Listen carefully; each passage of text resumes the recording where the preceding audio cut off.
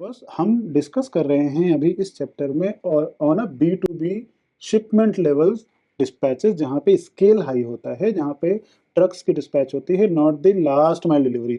Last mile delivery जो है वो है आपके पास अमेजोन का पार्सल आया, आपके पास जेप्टो का पार्सल आया, आपके पास ब्लिंकिट से डिलीवरी बॉय आया, आपके पास जोमेटो से खाना लेके आया।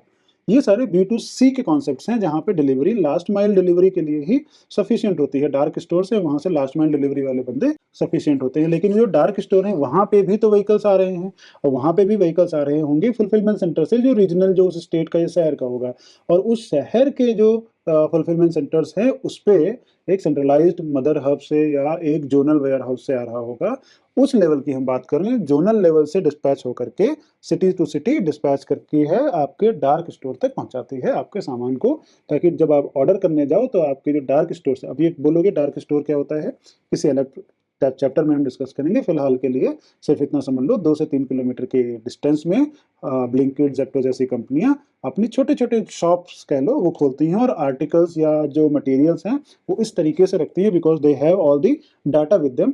तो उसमें वो इस तरीके से स्टोर करके रखती हैं कि जो स्टॉक की अवेलेबिलिटी है वो हमेशा बनी रहे। समझ गए?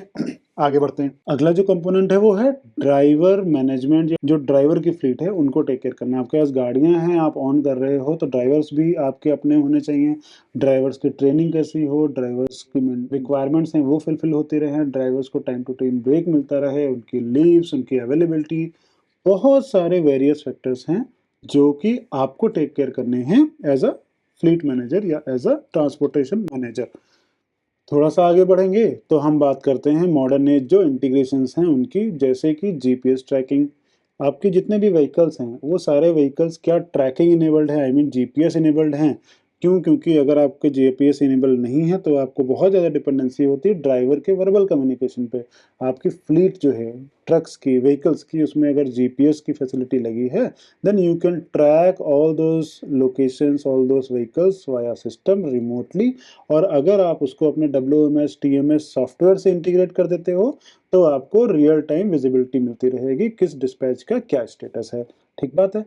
ये करने से आपको बेनिफिट ये होता है कि आपको डिपेंडेंसी खत्म हो जाती है और आप अपने कस्टमर्स को ज़्यादा बेटर सर्विस प्रोवाइड करा पाते हो, ज़्यादा बेटर फैसिलिटी प्रोवाइड करा पाते हो। दो कॉन्सेप्ट्स और हैं जो मुझे आपको समझाने हैं इस वीडियो में। पहला है कंप्लायंस का। जी हाँ, ये बहुत इंपॉर्टेंट पार्ट है, क्योंकि जब आप ट्रांसपोर्टेशन के बिजनेस में हो, लॉजिस्टिक्स के बिजनेस में हो, तो आपको साथ साथ कंप्लायंस, डॉक्यूमेंटेशन पे बहुत ज़्यादा ध्यान देना पड़ता है। कौन सी गाड़ी का कौन सा कागज़ कब एक्सपायर हो रहा है आपको पूरा ट्रैक रखना पड़ता है।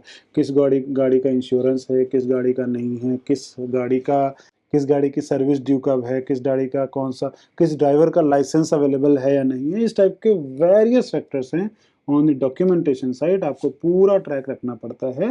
And on a timely basis आपको एडवांस में नोटिफाई करना होता है ड्राइवर्स को, अपने ट्रक ओनर्स को, अपनी टीम को, कि कौन से व्हीकल का कौन सा डॉक्यूमेंट कब एक्सपायर होने वाला है। और आपको इंश्योर करना होता है before it gets expire, the renewal of those documents should be there. Because अगर ऐसा नहीं होगा तो आपका जो ट्रक है, आपका जो व्हीकल है, वो आपके लिए उस कुछ लिमिटेड टाइम के लिए यूजेबल नहीं रहेगा। अगर आप यूज़ करते हो नॉन कंप्लायंट डॉक्यूमेंट के साथ कोई व्हीकल, और वो व्हीकल पकड़ा जाता है सेल्स टैक्स डिपार्टमेंट के द्वारा, तो प्रॉब्लम होगी। सेल्स टैक्स डिपार्टमेंट है या आरटीओ है, तो एक तो प्रॉब्लम ये हुई कि आपका व्हीकल फंस गया है, आपको वो व्हीकल निकालने की प्रॉब्लम है, लेकिन साथ साथ जो शिपमेंट्स थी वो भी उस व्हीकल में फंस गई।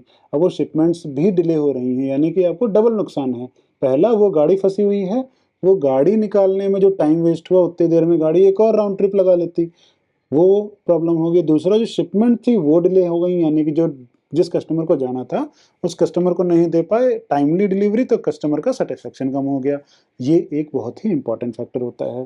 थोड़ा और आगे बढ़ते हैं तो हम आ जाते हैं आपके सबसे मेन गोल पे। वो क्या है? वो है कॉस्ट मैनेजमेंट।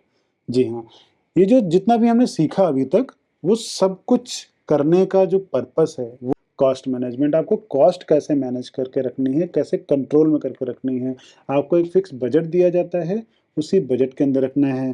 फॉर एग्जांपल, आप B2B के केसेस में बॉक्स लेवल की डिस्पैच कर रहे हो, आपको इंश्योर करना है कि पर कार्टन जो on an average monthly dispatch cycle है पर कार्टन पर किलोमीटर, वो आपकी कम होनी चाहिए, बढ़नी नहीं चाहिए। आपकी कुछ केसेस में केजीस में डिफाइन होता है कि पर केजी पर किलोमीटर जो रेट है वो आप कंट्रोल में करके रखो, तभी आप अपने ऑर्गेनाइजेशन को, अपनी फ्लीट को, अपने ट्रांसपोर्टेशन को प्रॉफिटेबल बना के रख पाओगे। और अगर आप ये करने में सक्सेसफुल हो गए, then you have a lot more opportunity, a lot of bright future I would say in your organization। ठीक है। ये मैंने एक क्विक कॉन्सेप्ट समझाया आपको फ्लीट मैनेजमेंट के बारे में। बहुत कम मैंने एग्जांपल्स दिए, सीधे मैंने टू द पॉइंट बात करी है। तो आई होप आप लोगों को समझ में आया होगा। अगर ज़्यादा टेक्निकल हो गया हो तो feel free to ask me in the comments कि कौन सा कॉन्सेप्ट, कौन सा वर्ड आपको नहीं समझ में आया। I will explain to you again. But हाँ, आपको बहुत ध्यान से पढ़ाई करनी है और बहुत ध्यान से ये लेक्चर सुनने हैं, बिकॉज ये जो कॉन्सेप्ट्स, ये जो टर्म्स हम सीख रहे हैं अभी, आने वाले 7-8 वीडियोस और होंगे जिनमें हम इस तरह के बहुत सारे कॉन्सेप्ट्स के बारे में सीखेंगे। इन सबको मिला करके ही हमारा जो इंटरव्यू है वो तैयार होता है। उस इंटरव्यू में कुछ भी क्वेश्चंस पूछे जा सकते हैं किसी भी सेक्शन से। तो डू इंश्योर कि आपको ये सारे जो क्वेश्चंस की तैयारी करनी है, वो रास्ता जो है वो यहीं से होके जाता है। बाकी मिल देंगे अगले वीडियो में, अगले चैप्टर के साथ में। तब तक के लिए बाय बाय।